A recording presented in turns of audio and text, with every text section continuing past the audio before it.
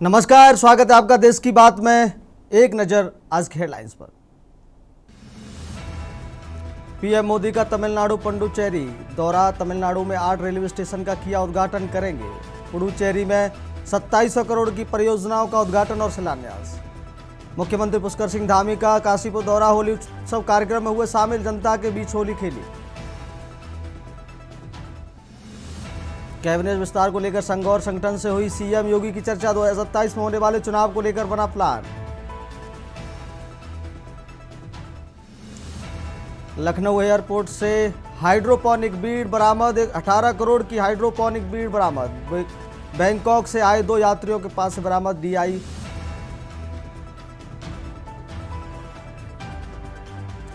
Lakhimpur BJP जिलाध्यक्ष अरविंद गुप्ता का पहली बार आगमन। कार्यकर्ताओं ने ढोल नगाड़ों के साथ किया जोरदार स्वागत। संगठन को मजबूत स्तर तक मजबूत करने का आह्वान। अमरोहा जनपद में अवैध कटा बना काल। भीषण सड़क हादसे, 6 घायल, एक ही हालत नाजुक। आप देख रहे हैं के न्यूज, खबरों का सारथी। खबरों में आगे बढ़ते हैं। प्रदेश की सियासत में वाल है। विपक्ष ने भारतीय जनता पार्टी पर तीखा प्रहार करते हुए आरोप लगाया है कि कांग्रेस के बढ़ते ग्राफ और जनता के समर्थन से घबराकर सरकार दमनकारी नीतियों पर उतर आई है। विपक्ष ने गोरखपुर में कार्यक्रम की अनुमति निरस्त किए जाने, मनरेगा की बदहाली और आर्थिक तंगी के कारण हो रही मौतों को लेकर सरकार को कटघरे में खड़ा किया है। कोई सेटिस्फैक्टरी रिप्लाई नहीं। बढ़ते ग्राफ से पूरी भारतीय जनता पार्टी हिल चुकी है। ये हिलने का कारण है कि एक तरफ आप परमिशन देते हो, परमिशन कैंसिल करते हो। तो जो परमिशन आपने दिया तो उसमें होली का पर्व नहीं था क्या? आज परमिशन आपने कैंसिल किया, कहा बताया उन्होंने कि होली के कारण हम निरस्त कर रहे हैं। अरे होली तो जब आप परमिशन दिए आज 1 तारीख की, तो 4 तारीख को तो होली है, रिकॉर्ड में है कि घटभट तो गया नहीं डेट। इससे साबित होता है कि घबराहट के कारण आपने उस परमिशन को निरस्त किया। गया बिहार के बाराचट्टी प्रखंड के अंतर्गत सोबा में आयोजित 9 दिवसीय श्री रुद्र चंडी महायज्ञ सह प्राण प्रतिष्ठा कार्यक्रम का समापन 2 मार्च सोमवार को विशाल भंडारे के साथ होगा। इस महायज्ञ की शुरुआत 21 फरवरी 2026 को एक भव्य कलश यात्रा के साथ हुई थी, जिसमें हजारों की संख्या में श्रद्धालु शामिल हुए थे। 12 मार्च को महायज्ञ की पूर्ण आहुति होगी, जिसके बाद महाभंडारे का आयोजन किया जाएगा। इस दौरान देवी देवताओं की प्रतिमाओं की प्राण प्रतिष्ठा के कार्य भी संपन्न होगा। विशेष आकर्षण यज्ञ के दौरान प्रतिदिन प्रवचन, भजन संध्या और विभिन्न वैदिक अनुष्ठानों का आयोजन किया है, जिससे पूरा क्षेत्र भक्तिमय बना रहा। सुरक्षा व व्यवस्था के साथ साथ स्वास्थ्य स्वर सीएससी बाराचट्टी के टीम यज्ञ में अपने काम करते रहे। जरूरतमंदों को दवा मरहम दिया गया। आयोजन समिति द्वारा श्रद्धालुओं के लिए भोजन, पानी और सुरक्षा के पुख्ता इंतजाम किए गए हैं। इस यज्ञ कार्यक्रम के आयोजन मुन्ना कुमार, पंकज कुमार पासवान, विनोद पासवान, सरपंच एवं शोभ कमेटी के सहयोग से यज्ञ का आयोजन किया गया है। अयोध्या से श्री 108 स्वामी श्याम शरण महाराज ने साक्षात्कार में मीडिया को संबोधित करते हुए कहा कि सनातन संस्कृति को कोई समाप्ति नहीं कर सकता है। देखिए, हाँ जी, सर्वप्रथम इस दूरदर्शन के माध्यम से जो भी भक्त देख रहे हैं उन्हें जय विश्वनाथ सीताराम। देखिए, सनातन की वैदिक परंपरा रही है, पूर्व परंपरा रही है, वैदिक काल की परंपरा रही है, और सनातन की रक्षा हेतु ये परंपरा पूर्ण समय से चल रही है। और विरासत में मिली एक सनातनियों के लिए एक दिव्य कार्य है। शास्त्र कहते हैं कि यज्ञो वै श्रेष्ठतमाय कर्म। ये कैंप सोब में चल रहा है, मंदिर के पास। ये कैंप ना सीएचसी बाराचट्टी के तरफ से लगवाया गया है। यहाँ पे सारी सुविधाएं दी जा रही है, सारी सुविधाएं निःशुल्क दी जा रही है। बाकी यहाँ पे सारी दवाइयाँ हैं। हाँ, दिन में लगभग 70 से 80 पेशेंट रोज के आ रहे हैं। जग 21 फरवरी से स्टार्ट हुआ और 2 मार्च को समापन होगा, जो भंडारे के साथ समापन होगा। आज तक के मतलब कथा चलेगा और उसके बाद कल भंडारा के साथ समापन करेगा। हुआ है किन किन मंदिरों का यहाँ एक देवी मंदिर और एक हनुमान मंदिर का प्राण प्रतिष्ठा होगा, जो आज प्राण प्रतिष्ठा होगा। देहरादून पुलिस लाइन में एक दौड़ सहित की ओर मैराथन कार्यक्रम का आयोजन किया गया। वहीं उत्तराखंड की खेल मंत्री रेखा आर्या ने कहा कि मैराथन केवल दौड़ नहीं बल्कि स्वास्थ्य समाज के निर्माण का संकल्प है। उन्होंने कहा कि तकनीक और डिजिटल जीवन शैली के कारण शारीरिक गतिविधियां कम हो रही हैं, जिससे बचने के लिए नियमित व्यायाम जरूरी है। रेखा आर्या ने युवाओं, महिलाओं, वरिष्ठ नागरिकों और व्हील चेयर पर पहुंचे प्रतिभागियों के उत्साह की सराहना करते हुए कहा कि खेल आत्मविश्वास, अनुशासन और सकारात्मक सोच विकसित करता है। उन्होंने सभी से स्वस्थ जीवन शैली अपनाने की अपील की।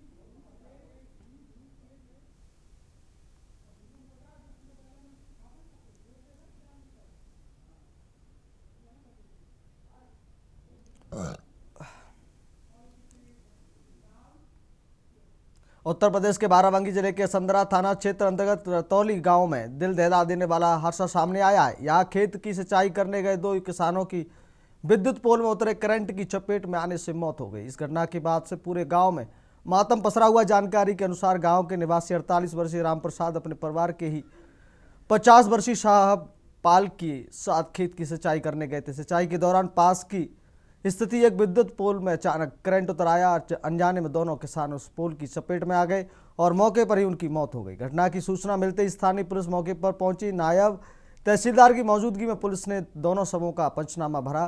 कानूनी औपचारिकताएं पूरी करने के बाद शवों को पोस्टमार्टम के लिए जिला मुख्यालय भेज दिया गया है।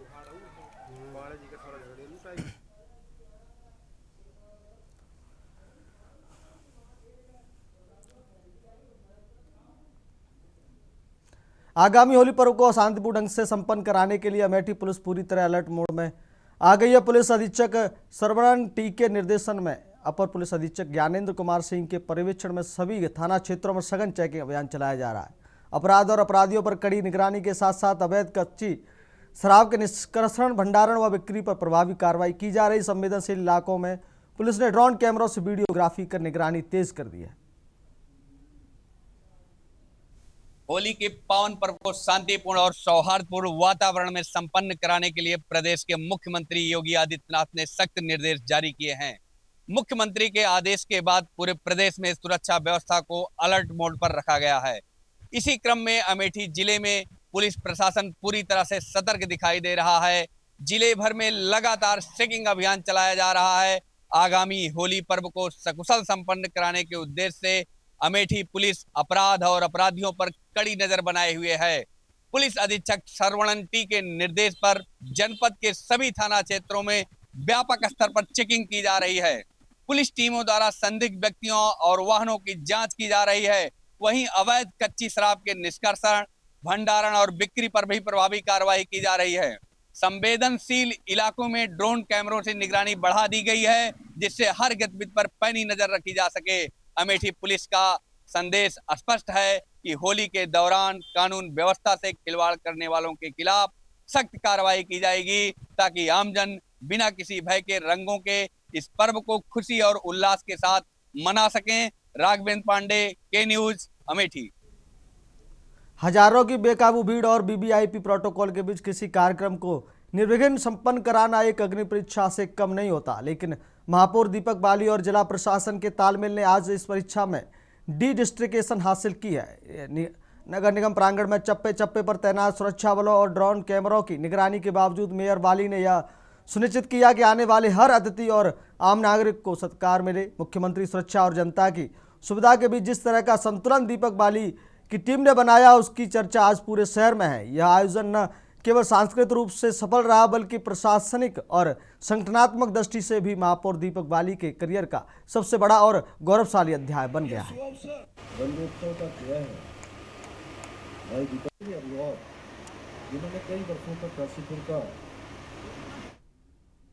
बाराबंकी जिले के किंतूर कस्बे में गहरा शोक व्याप्त है। देर रात ईरान पर अमेरिका और इजराइल के हमले की खबरों के बीच ईरान के सर्वोच्च नेता अली खमनोई निधन की सूचना सामने आई। स्थानीय लोगों ने गहरा दुख व्यक्त किया। किंतूर कस्बा ऐतिहासिक रूप से ईरान के प्रथम सर्वोच्च नेता रुहुल्लाह खुमैनी के परिवार से संबंधों के कारण चर्चा में रहा। यहाँ रह रहे उनके परिजनों और अनुयायियों ने इस खबर को अत्यंत पीड़ादायक बताते हुए कहा कि यह क्षति केवल ईरान की नहीं बल्कि पूरी दुनिया के लिए दुखद है। स्थानीय निवासियों का कहना है कि वर्तमान अंतर्राष्ट्रीय परिस्थितियों में बढ़ता तनाव चिंता का विषय है। उन्होंने अपील की कि क्षेत्र में शांति, भाईचारा और संयम बनाए रखना समय की सबसे बड़ी आवश्यकता है। लोगों ने कहा कि हिंसा कभी भी किसी समय समस्या का स्थायी समाधान नहीं हो सकती। कितूर और आसपास के इलाकों में लोगों ने संवेदना व्यक्त की। कई स्थानों पर मजलिस का आयोजन किया गया और दिवंगत नेता की आत्मा की शांति के लिए दुआएं की गई। सैयद निहाल अहमद काजमी कितूर कहते हैं, यह खबर हमारे लिए बेहद दुखद है। हम शांति और अमन की दुआ करते हैं। दुनिया में बढ़ता तनाव मानवता के लिए ठीक नहीं है।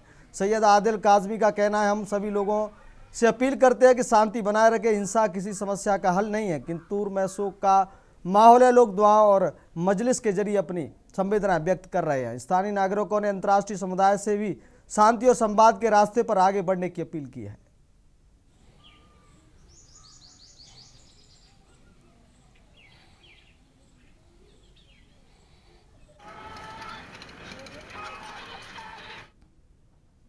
रसूलाबाद जनपद के रसूलाबाद थाना क्षेत्र में रविवार को एक भीषण सड़क हादसा हो गया, जिसमें दो बाइकों की आमने सामने की जोरदार भिड़ंत में दो युवकों की मौके पर ही मौत हो गई। इस हादसे ने त्योहार की खुशियों को मातम में बदल दिया है। घटना रसूलाबाद थाना क्षेत्र के मेघजाल गांव के सामने की है। बताया जा रहा है कि दो बाइकें तेज रफ्तार में थी और संतुलन बिगड़ने के कारण उनकी आपस में सीधी भिड़ंत हो गई। टक्कर इतनी जबरदस्त थी कि बाइक सवार दो युवकों ने मौके पर ही दम तोड़ दिया। इस हादसे में एक अन्य युवक भी गंभीर रूप से घायल हुआ है। स्थानीय लोगों और पुलिस की मदद से उसके तुरंत नज़दीकी अस्पताल ले जाया गया, जहां उसकी गंभीर स्थिति को देखते हुए डॉक्टरों ने उसको बेहतर इलाज के लिए कानपुर रेफर कर दिया है। घायल की हालत अभी भी चिंताजनक बनी हुई है।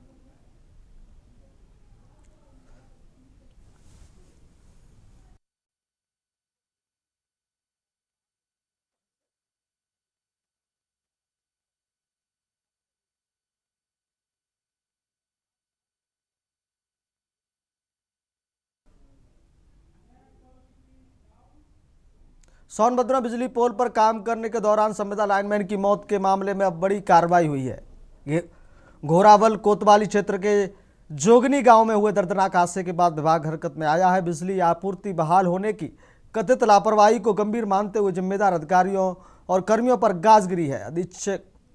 अधीक्षण अभियंता रमेश चंद्र ने कार्रवाई की पुष्टि करते हुए बताया है कि रावटरसगंज एक्सीएन एसडीओ घोरावल और जेई शैलेंद्र प्रजापति को निलंबित कर दिया गया है, जबकि दो संविदा कर्मियों को बर्खास्त किया गया है। मुख्य अभियंता मिर्जापुर के निर्देश पर यह कार्रवाई की गई है।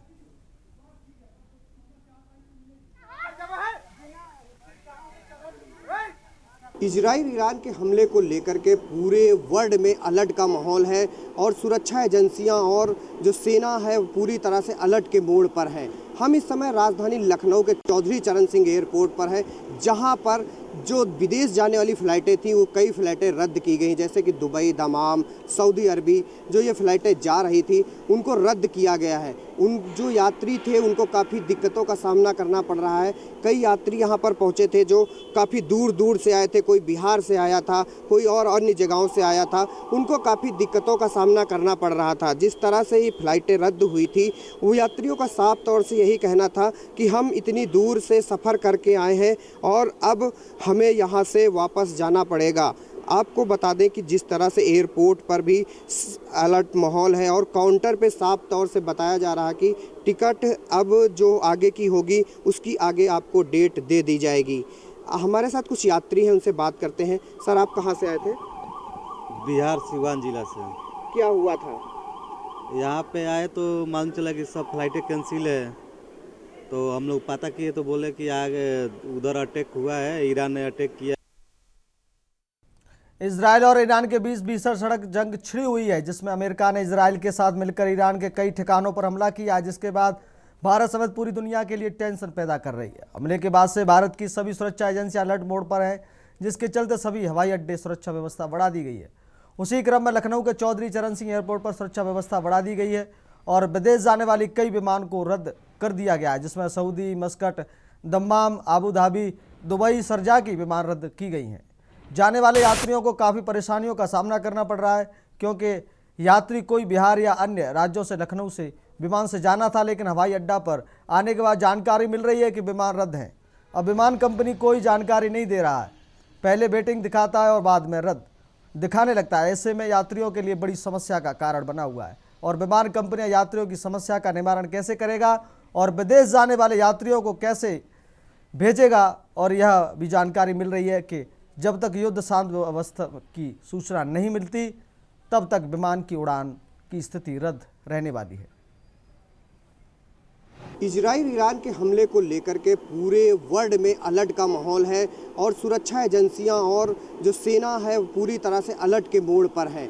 हम इस समय राजधानी लखनऊ के चौधरी चरण सिंह एयरपोर्ट पर है, जहां पर जो विदेश जाने वाली फ़्लाइटें थी वो कई फ़्लाइटें रद्द की गई, जैसे कि दुबई, दमाम, सऊदी अरबी जो ये फ़्लाइटें जा रही थी उनको रद्द किया गया है। उन जो यात्री थे उनको काफ़ी दिक्कतों का सामना करना पड़ रहा है। कई यात्री यहाँ पर पहुँचे थे जो काफ़ी दूर दूर से आए थे, कोई बिहार से आया था, कोई और अन्य जगहों से आया था, उनको काफ़ी दिक्कतों का सामना करना पड़ रहा था। जिस तरह से ये फ़्लाइटें रद्द हुई थी वो यात्रियों का साफ तौर से यही कहना था कि हम इतनी दूर से सफ़र करके आए हैं और अब हमें यहाँ से वापस जाना पड़ेगा।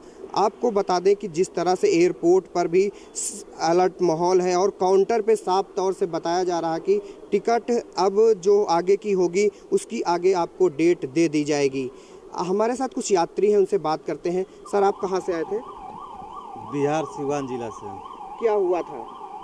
यहाँ पे आए तो मालूम चला कि सब फ्लाइटें कैंसिल है, तो हम लोग पता किए तो बोले कि आगे उधर अटैक हुआ है, ईरान ने अटैक किया है, इसकी वजह से सब फ्लाइट कैंसिल है। कहाँ जा रहे थे आप? मुंबई, लखनऊ से मुंबई, मुंबई से सऊदी। हमारे साथ और यात्री हैं, उनसे बात करते हैं। सर, आप कहाँ जा रहे थे और क्या हुआ? दुबई जा रहे थे सर, फ्लाइट कैंसिल हो गई। कहाँ से आए थे आप? बिहार, गोपालगंज जिला से। गोपालगंज जिला से यहाँ आए थे, 12 घंटा ट्रेन से लगा और फ्लाइट कैंसिल हो गई। बिहार में तो बहुत नेता हैं लेकिन एक एयरपोर्ट नहीं बना पाते हैं, क्या करेंगे। नेता तो बहुत खड़ा होते हैं, हम ये कर देंगे, हम वो कर देंगे, लेकिन एक एयरपोर्ट नहीं बना पाते। आपने देखा जिस तरह से यात्रियों को काफ़ी दिक्कतों का सामना करना पड़ा। हमारे साथ और भी यात्री हैं। दादा, आप कहाँ से आए थे? सिवान जिला। कहाँ जा रहे थे? सऊदी। एयरपोर्ट आए तो क्या पता चला? कैंसिल है सब, फ्लाइट कैंसिल है। कैंसिल है। कारण नहीं बताए? कारण अभी नहीं मालूम है, हमको नहीं बताए।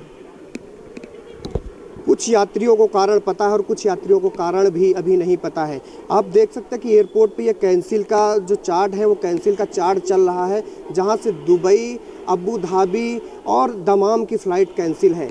इसकी चार्ट चल रही। एक अभी दिल्ली के लिए भी फ़्लाइट कैंसिल की गई है और आप देख सकते हैं कि ये चार्ट पूरी तरह से यहाँ दर्शा रहा है कि जिस तरह से यहाँ की फ़्लाइटें जो कैंसिल हुई हैं उनको दिखा रहा है कि जैसे दुबई, अबू धाबी और दमाम की फ़्लाइट कैंसिल हुई, जिससे जो दूर दराज से यात्री आए हैं उनको काफ़ी दिक्कतों का सामना करना पड़ रहा है। जो इजराइल ने ईरान के ऊपर हमला किया है उसको लेकर के जैसे वर्ल्ड में अलर्ट है, भारत में भी इसका असर देखने को मिल रहा है। भारत सरकार और रक्षा मंत्रालय पूरी तरह से अलर्ट मोड पर है। कल रक्षा मंत्रालय की एक मीटिंग भी हुई थी जिसको लेकर के वो पूरी तरह से अलर्ट मोड पर है और सेनाओं को अलर्ट मोड, चाहे थल सेना हो, वायु सेना हो या जल सेना हो, उनको अलर्ट मोड पर रखा गया है। अब सुरक्षा की बात करें तो सुरक्षा पूरी तरह से मुस्तैद कर दी गई है। भारत के हर एयरपोर्टों पर इसी तरह की सुरक्षा व्यवस्था मुस्तैद की गई है। के न्यूज़ इंडिया के लिए आनंद सिंह चौहान, लखनऊ। औरैया जिले के कुदरकोट थाना क्षेत्र के गढ़वाना गांव में बड़ा हादसा हुआ। झूलते 11,000 वोल्ट के तार की चपेट में आने से रवि 32 नामक युवक की मौत हो गई। रवि जो हरापुर समूह का निवासी था और गांव में शादी समारोह में हलवाई का काम करने आया था। सुबह करीब 4 बजे खेत की ओर जाते समय नीचे लटके तार से टकरा गया और मौके पर ही उसकी मौत हो गई। इस घटना से शादी की खुशियां मातम में बदल गई। परिजनों का रो कर बुरा हाल है। ग्रामीणों ने विद्युत विभाग पर लापरवाही का आरोप लगाया है क्योंकि पहले भी ऐसे हादसे हो चुके हैं। सूचना पर पहुंची पुलिस ने सबको कब्जे में लेकर पोस्टमार्टम की कार्रवाई शुरू कर दी है। गांव में शोक की लहर है और ग्रामीणों में विद्युत विभाग के खिलाफ भारी आक्रोश है।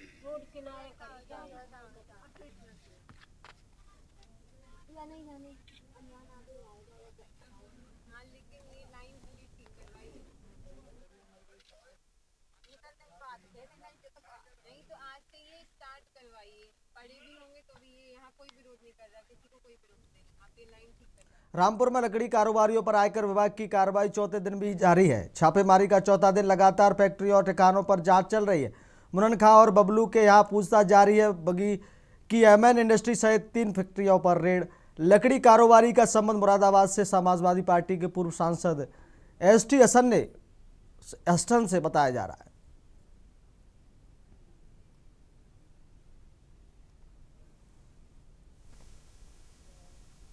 रामपुर में जाने माने लकड़ी कारोबारी मुन्नन खां बबलू की फैक्ट्री पर आज आयकर विभाग की टीम का चौथा दिन है।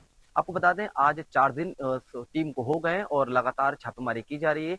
और ये फैक्ट्री है, फैक्ट्री की तस्वीरें हम आपको दिखा रहे हैं। एमएन और एमएच इंडस्ट्री ये मुन्नन खां बबलू की है और इस पर 2 फैक्ट्रियां हैं और दोनों फैक्ट्रियों पर आयकर विभाग की जो टीम है उसकी छापेमारी है। कुछ तस्वीरें हम आपको अंदर की भी दिखाते हैं जहां पुलिस के जवानों का जो पहरा है वो उन्होंने इस गेट को रोक रखा है, बैरिकेड कर रखा है। मीडिया को भी अंदर जाने से कहीं ना कहीं रोका गया है। अंदर की तस्वीरें मैं अपने सहयोगी से कहूंगा जरा दिखाएं, क्योंकि जो बैरिकेड किया गया है, जो रोका गया है, वो मीडिया को भी अंदर जाने से, कवरेज करने से कहीं ना कहीं रोका गया है। आज लगभग 4 दिन हो गए हैं आयकर विभाग की टीम यहाँ पर पहुंची है। कम से कम 4 से 5 गाड़ियां आयकर विभाग की टीम की यहाँ अंदर मौजूद हैं। लगातार एक एक चीज को बारीकी से खंगाला जा रहा है, एक एक चीज को बारीकी से देखा जा रहा है। हर अभिलेख पर जो है वो नजर रखी जा रही है, हर एक चीज पर जो है वो देखा जा रहा है। मुन्नन खां बबलू से समेत अन्य लोगों से भी इसमें बातचीत की जा रही है। आपको बता दें मुरादाबाद के समाजवादी पार्टी के पूर्व सांसद एसटी हसन के भी समधी बताए जा रहे हैं और ये उन्हीं की फैक्ट्री है। और लगातार आज 4 दिन होने जा रहे हैं और अब छापेमारी अभी जारी है। तो ये देखना रहता है कि जो आयकर विभाग की टीम यहाँ पहुंची है 4-5 गाड़ियों के साथ, उन्होंने अभी तक क्या तथ्य उनके हाथ लगे हैं, क्या सबूत उनके हाथ लगे हैं, ये देखना दिलचस्प रहेगा। जब आयकर विभाग की टीम यहाँ से बाहर निकल कर आएगी तो हम भी उनसे बातचीत करने की कोशिश करेंगे कि आखिर क्या सबूत उनके हाथ लगे हैं और क्या इनपुट ऐसा उनको मिला था जो यहाँ पर लगातार 4 दिन से छापेमारी की जा रही थी। ये देखना बहुत दिलचस्प रहेगा कि आखिर क्या उसमें सामने निकल कर आता है और क्या तथ्य अभी तक इसमें सामने निकल कर आएंगे। अपनों सहयोग के साथ विशाल सक्सेना, के न्यूज, रामपुर। औरैया जनपद के अजीतमल कोतवाली क्षेत्र के मोहल्ला गांधीनगर में एक मकान में संचालित बेकरी में भीषण आग लग गई। माना जा रहा है कि आग शॉर्ट सर्किट से लगी। आग लगने की जानकारी पर स्थानीय लोगों में अफरा तफरी मच गई। सूचना पर पुलिस पहुंची और फायर ब्रिगेड की टीम ने करीब 2 घंटे की मशक्कत के बाद आग पर काबू पाया। आग से लगभग 20 लाख रुपए का नुकसान होने का अनुमान।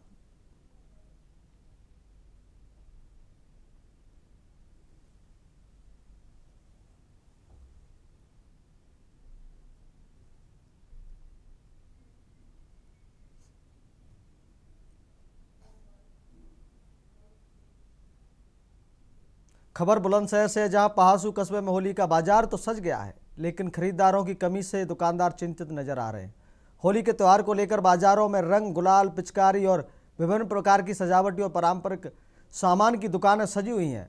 दुकानदारों ने त्योहारों को देखते हुए पहले से ही बड़ी मात्रा में सामान मंगवाकर स्टॉक कर लिया है। हालांकि बाजार में अपेक्षित भीड़ नहीं दिख रही है। दुकानदारों का कहना है कि इस बार बिक्री काफ़ी धीमी है, जिससे उन्हें नुकसान की आशंका सता रही है। कुछ व्यापारियों ने महंगाई को भी इसकी बड़ी वजह बताया। उनका कहना है कि बढ़ती कीमतों के कारण लोग ज़रूरत भर की ही खरीदारी कर रहे हैं और फिजूल खर्चे से बच रहे हैं। दुकानदारों का कहना है कि अगर होली तक बिक्री में तेज़ी नहीं आई तो उन्हें भारी आर्थिक नुकसान उठाना पड़ सकता है। बाजारों में जहाँ रंग बिरंग गुलाल और पिचकारियों की चमक दिखाई दे रही है, वहीं खरीदारों की कमी से होली का रंग फीका नजर आ रहा है। पहासू बाजार की यह तस्वीरें व्यापारियों की चिंता को साफ बयां कर रही है।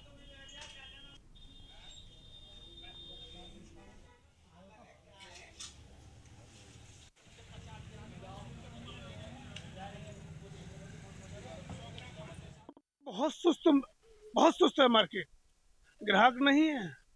स्थिति को देखते हुए ऐसा लग रहा है कि जैसे कि माल बिकेगा या नहीं बिकेगा, ये स्थिति है। देखा जा रहा है आप लोगों ने अभी तक काफी सामान भर के रखा है दुकान पे, अगर नहीं बिकता है तो किस तरह से होगा?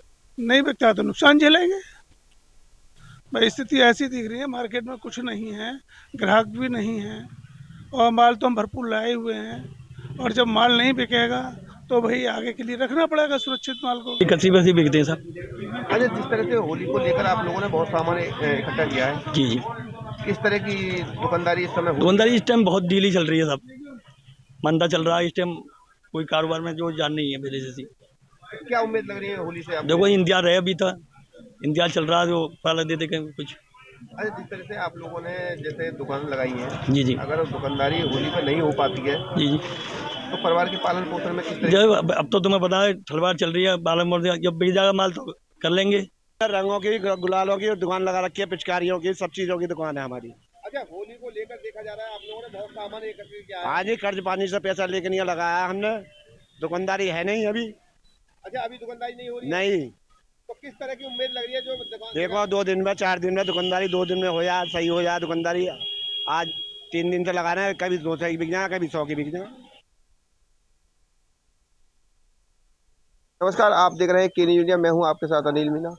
होली के महापर्व को लेकर के न्यूज की टीम यूपी के जनपद बुलंदशहर में के कस्बा पहासू में पहुंची है। और देखिए, होली के त्योहार को लेकर बाजारों में जब के न्यूज की टीम पहुंची है, ग्राउंड पर जाकर देखिए लोगों ने तैयारी बहुत ज्यादा कर रखी है। देखिए, ये कचरी की दुकान है, दुकानदारों ने अपनी दुकानों को बड़ी अच्छी तरीके से सजाया। अगर बात की जाए तो इधर अगर बात देखी जाए तो ये रंग और गुलाल की दुकान है, क्योंकि जो होली का जो महापर्व होता है वो रंग और गुलाल का होता है। और लगातार देख सकते हैं तस्वीरों में, देखिए पिचकारी है, और लगातार जो ग्राहक है बाजारों में देख सकते हैं बहुत कम आ रहे हैं। लोगों को कहीं ना कहीं चिंता सता रही है कि आखिरकार जो ग्राहकों को ना आना को कहीं ना कहीं चिंता का। देखिए मेरे साथ एक भैया मौजूद है, हम उनसे बात करते हैं। सबसे पहले क्या नाम है? सचिन गोयल। सचिन, बाजारों में होली को लेकर किस तरह की तैयारी की? दुकानदारों की तो तैयारी अच्छी है, काफी माल भी लेके आए हैं सब लोग अपनी दुकानों के लिए। होली एक महापर्व है हमारे हिंदू धर्म का, तो लेकिन अभी तक जो ग्राहक देखे हैं, जो मेरी भी बाजार में ही दुकान है अपनी, लेकिन दुकान ग्राहक अभी बाजार में आया नहीं है पूरी तरह से।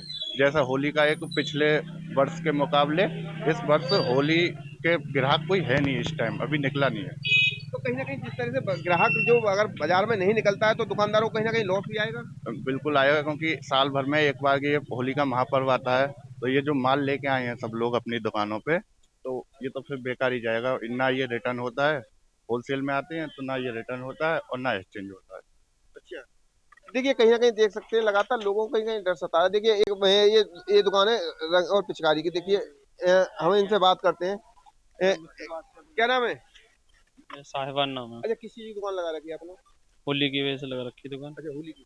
तो इस तरह की जिस तरह से आप देखा जा रहा है कि दुकानदारी में बहुत ज्यादा आपने सामान भरा है, रंग है, गुलाल है, ये तमाम पिचकारी है, तो बाजारों में किस तरह की रौनक देखने को मिल रही है? रौनक नहीं है बाजार में। अच्छा, कम है रौनक। तो अगर रौनक जिस तरह से ठीक ही है दुकानदारी, तो कहीं ना कहीं घाटा भी जाएगा। घाटा भी जाएगा।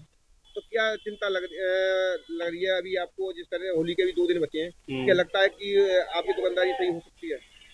देखते हैं अब आगे अल्लाह मालिक का भी क्या होता है। नहीं, फिलहाल घाटा है दुकानदार। हाँ, अभी तो फिलहाल घाटा ही है। लगातार देख सकते हैं जो दुकानदार है वो कहीं ना कहीं इस डर सता रहा है दुकानदारों को कि अगर दुकानदारी नहीं हो पाती है तो दुकानदारों को कहीं ना कहीं बहुत ज़्यादा घाटा जाएगा। और लगातार दुकानदारों को जो उम्मीद है, सिर्फ 2 दिन बचे हैं होली के त्यौहार को लेकर, और होली के त्यौहार की अगर बात की जाए तो लगातार बाजारों में भी देख सकते हैं, बाजारों में भीड़ बहुत कम है और लगातार जो कहीं ना कहीं ग्राहक भी नहीं आ रहे हैं। तो दुकानदार पूरी तरह से चिंता में डूबे हुए हैं कि अगर दुकानदारी नहीं हो पाती है तो होली को लेकर कहीं ना कहीं दुकानों में जो सामान है वो बचेगा, और बचने के बाद दुकानदारों को काफ़ी नुकसान बैठेगा। तो उसी के लिए दुकानदारों को ये उम्मीद है कि 2 दिन में दुकानदारी अगर अच्छी होती है तो दुकानदारों को कहीं ना कहीं राहत मिल सकती है, और नहीं हो पाती है तो कहीं ना कहीं दुकानदारों को बहुत नुकसान है। क्योंकि दुकानदारों का कहना ये है कि अभी तक बाजारों में ग्राहक नहीं आ रहे हैं, तो कहीं ना कहीं महंगाई का भी असर लोगों पर कहीं ना कहीं देखा जा सकता है। अनिल मीना, के न्यूज इंडिया, बुलंदशहर। फिलहाल देश की बात में इतना ही, इजाजत दीजिए, नमस्कार।